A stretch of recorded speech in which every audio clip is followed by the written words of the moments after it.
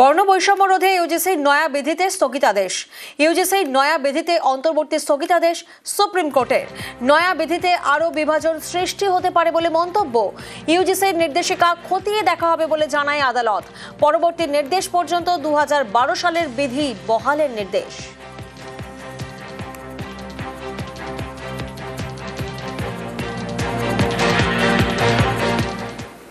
Supreme court যেটা করেছে, কারণ এই ইউজিসি বিলটা একদম পুরো আনকনস্টিটিউশনাল ছিল, ইলিগাল ছিল, খুবই ভালো হয়েছে। আর যা করছে সব তো সংবিধানের বাইরেও করছে। বিভিন্ন প্রভিশন, অনেকগুলো প্রভিশনকে সুপ্রিম কোর্ট স্টে করেছে। সব মানুষের বিশ্বাস, অগাধ বিশ্বাস দিল সুপ্রিম কোর্টের।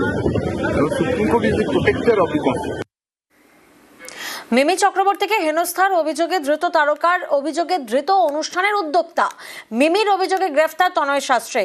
অসুস্থ হয়ে রাতেই হাসপাতালে ভর্তি তনয় শাস্ত্রী। তনয় শাস্ত্রীর বাড়িতে গিয়ে বিক্ষোভের মুখে পুলিশও। বনগাঁ হাসপাতালে ভর্তি জখম 2 কনস্টেবল। পুলিশকে বাধার আরও একটি মামলায় ধৃত 2। তবে এই মুহূর্তে বিক্ষোভের ছবিটা আপনারা দেখছেন। আমি নিশ্চয়ই যাব। একটা প্রফেশনাল লোককে আপনি এমনি নিয়ে যেতে পারেন না, পারেন কি স্যার? অবশ্যই পারেন। যে কমপ্লেনটা মিমি চক্রবর্তী করেছে সেই বিষয়ে আপনার নামে একটা এফআইআর হয়েছে। আচ্ছা, ঠিক আছে, এটার ব্যাপারে আপনাকে জিজ্ঞাসাবাদ করব। Bongaon PS north east police, ঠিক আছে? ওকে, বড়বাবুর সঙ্গে বড়বাবু আপনার সঙ্গে একটু কথা বলছি। চলো। সবাই যাবো পাড়া, সবাই যাবো। সবাই পাড়া দেখছেন আপনারা, সবাই দেখছেন পাড়া। আপনারা এখন ফালতু, এখানে ফালতু হ্যারাসমেন্ট হচ্ছে। সবাই রয়েছে পাড়ার এখানে, সবাই রয়েছে পাড়ার। এই যে পুলিশ গাড়ি যাবে না, কেউ যাবে না এখানে। তুমি দাঁড়াও।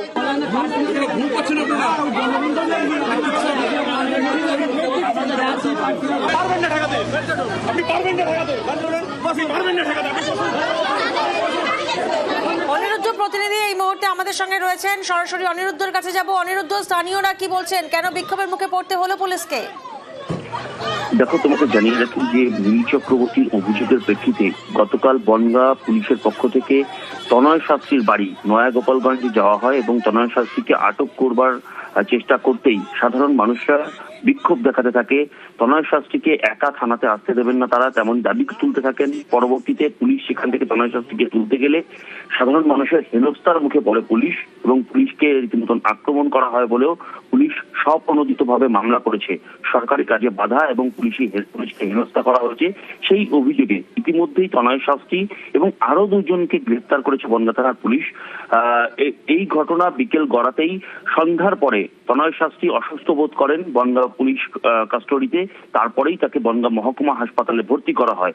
অন্যদিকে পুলিশকে হেনস্থার কারণে, পুলিশকে যে হেনস্থার ঘটনা ঘটে সেই ঘটনায় ইতিমধ্যে 2 জন কনস্টেবল আহত হয়েছে বলে পুলিশ সূত্রে খবর রয়েছে এবং তাদেরকে বনগাঁ মহকুমা হাসপাতালে ভর্তি করা হয়েছে। অন্যদিকে এই ঘটনা নিয়ে তনয় শাস্ত্রীর আইনজীবী জানিয়েছেন যে তার মক্কেলকে নোটিশ না দিয়ে এরকম ভাবে গ্রেফতার করাটা অন্যায় হয়েছে বলে দাবি করেছেন তার আইনজীবী। প্রিয়াঙ্কা, যে কমপ্লেনটা মিমি চক্রবর্তী করেছে সেই বিষয়ে আপনার নামে একটা এফআইআর হয়েছে।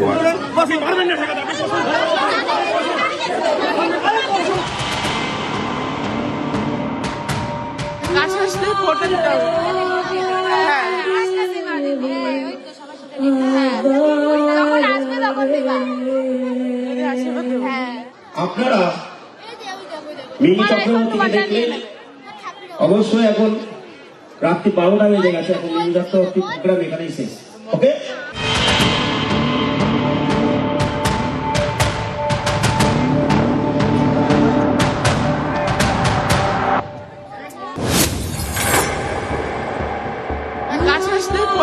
জানুয়ারি রবিবার বনগাঁ নয়া গোপালগঞ্জ যুবক সংঘের বাৎসরিক অনুষ্ঠান ছিল।